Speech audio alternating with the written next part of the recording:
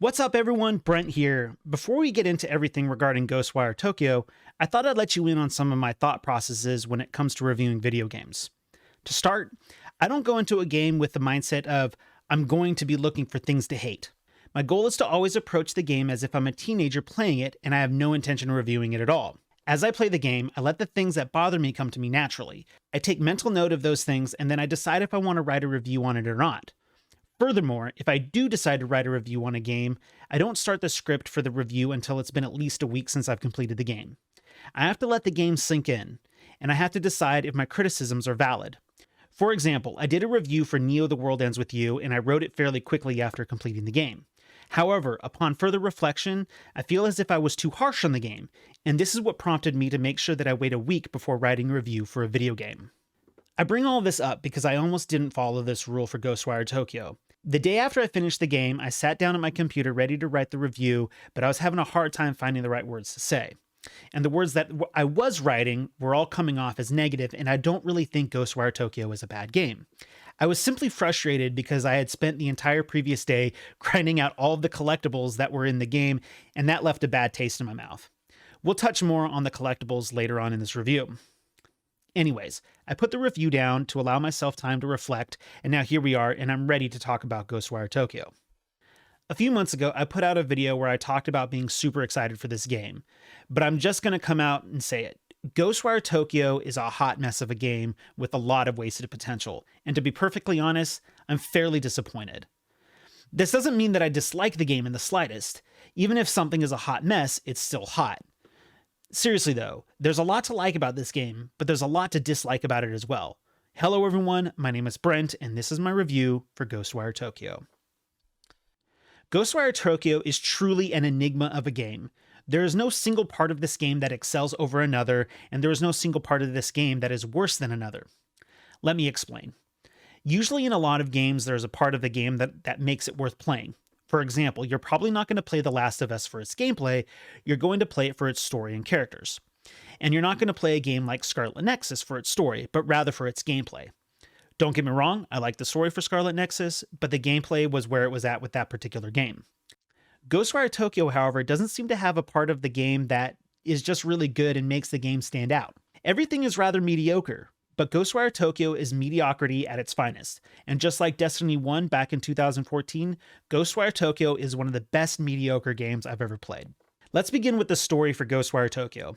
And you know what? We're going to use Wikipedia's plot description because this game is so simple and complicated at the same time that I'm having a hard time finding the right words to describe it. So I'm just going to read Wikipedia's because they sum it up rather well. Their description reads as follows. Nearly all of Tokyo's citizens have gone mysteriously, and ghostly spirits, known as visitors, have invaded the city. Akito, the game's protagonist, is possessed and saved by a spirit detective named KK after a motorcycle accident, who, while having his own agenda, grants him superpowers.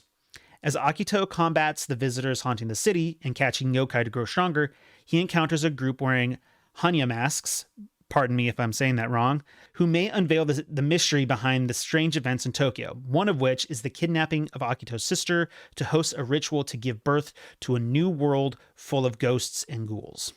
I don't want to get too much into the story of this game because I want to avoid spoilers, but the issue is I can't think of anything crazy that happened in the story that would warrant a spoiler warning.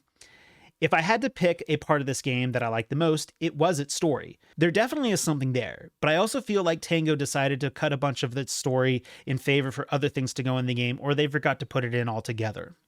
Throughout my time playing Ghostwire Tokyo, I often found myself thinking, who are these people, and why should I care about this person? There were definitely some emotional beats within the game, and I know that they were there, but they failed to hit at almost every turn because I just didn't know enough about anyone for me to ultimately care. I can obviously see that Tango was trying to tell a cool story with interesting characters with deep backstories, but none of it was there. The story had so much potential, but all the good stuff in the story was squandered away by the lack of any real depth. On the upside, the interactions between KK and Akito were always really entertaining. And there was a really cool series of side quests that did delve into the backstory of a few of the characters. I should also say, and it seems to be something that most everyone can agree on, is that the game's eerie setting is incredible. It also goes deep into Japanese folklore. Shibuya is beautifully recreated and is incredibly detailed, and the lack of people makes it unnerving to be in at times. Ghostwire Tokyo also features a lot of creatures from their ancient stories and legends, such as various yokai that can be found across the map. If you're familiar with Japanese stories, these creatures will be a welcome surprise. Moving on to the gameplay. What can I say about the gameplay? Well, it's mediocre, but on the good side of mediocre. It follows a Ubisoft/Far Cry formula of combat and exploration. Fight enemies, clear towers to reveal more of the map, collect stuff to upgrade your abilities, that sort of thing. I do want to make it clear, a lot of gamers don't like that style of gameplay, but I personally don't think it's all that bad. It's got a time and a place, and with Ghostwire Tokyo, it works. Before I go more into the gameplay and combat, I do want to talk about the movement in Ghostwire Tokyo. The movement is weird right off the bat. It's very slow and lacks sensitivity, which really hampers the gameplay experience. Don't get me wrong, you can go into your settings and mess with the sensitivity of the controls and get it to your liking, but I don't think I got it to my full liking. It felt like I was fighting Akito's movement throughout most of my time in the game, but that didn't stop me from enjoying the game during the times that I was enjoying it. Okay, as far as the combat goes, the combat is a lot of fun. It's pretty straightforward. You want to attack your enemies long enough to expose their cores and then rip it out with your wire ability. And there's a few different ways that you can approach it. You've got 3 different types of magic. Wind, which is your primary attack, which is similar to a semi-automatic gun or assault rifle. Water, which is a wide ability that will hit multiple enemies. This ability works like a shotgun, and it was my personal favorite within the game. And fire, which is your heavy ability. This is similar to a grenade launcher. You also have a magic bow and arrow for longer range attacks, along with different talismans that can stun, distract, or expose the cores of your enemies for quick takedowns. The last few things that I want to say about the combat before moving on is that I wish that there were more things that you can do with your 3 elemental abilities, because these abilities are what you're going to be using more than anything in the game. I mean, after I got all the trophies associated with the bow, I stopped using it entirely. I did really like the talismans though, those were a lot of fun. Anyway, back to the elemental attacks. You have a standard attack and a charge attack with each one, and only having these 2 options can feel boring at times. Towards the end of the game is when the combat is a lot of fun though. By this time, the elemental attacks have been fully upgraded, and hopefully you found plenty of Jizu statues so that way you have plenty of ammo. Being able to blast enemies away with these powerful attacks in the endgame was incredibly satisfying. The next thing that I want to talk about is the exploration and collectibles. There are a lot of places to explore and a lot of things to collect. I mean, you pretty much eventually become the Ghostwire Tokyo version of Spider-Man after you unlock a certain ability. This ability allows you to get on top of buildings pretty much whenever you want, and generally speaking, if you explore every nook and cranny and the tops of these buildings, you'll find some really cool and interesting things. Throughout the game, you'll be tasked with hunting down yokai to upgrade your abilities, rescue literally hundreds of thousands of spirits, which rewards you with experience and money, find Jizu statues that increase your magic output, and hunt down treasures for cats that reward you with quite a bit of money for finding these treasures. And that's just some of it.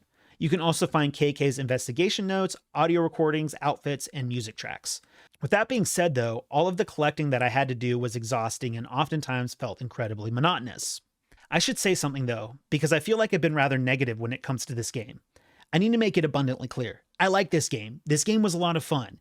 It came to me at a time when I needed something that wasn't particularly hard, and I could just let my brain turn to mush to. I started playing Ghostwire Tokyo not long after I completed Elden Ring, which was challenging and I had to really use my brain to get through it, which, don't get me wrong, is incredibly satisfying in its own right. But I needed something different. Playing Ghostwire Tokyo allowed me to have sort of a mental reset when it comes to gaming. It was nice to be able to just go into a game and get lost in the exploration and collecting spirits and other items.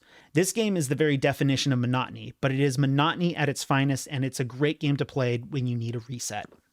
Now, when I platinum a game, I usually give some suggestions on what to do to make it easy on you, but most of this game and its platinum has to do with collectibles. The best pieces of advice that I can give you is starting the cat collectibles early and make sure that you mark them as active so that way those collectibles' general locations pop up on the map. This will allow you to collect as much as you can as you progress through the game. I accidentally saved a lot of the collecting for the end and I wanted to break my controller. Also, throughout the game you'll find these spirit parades pop up here and there.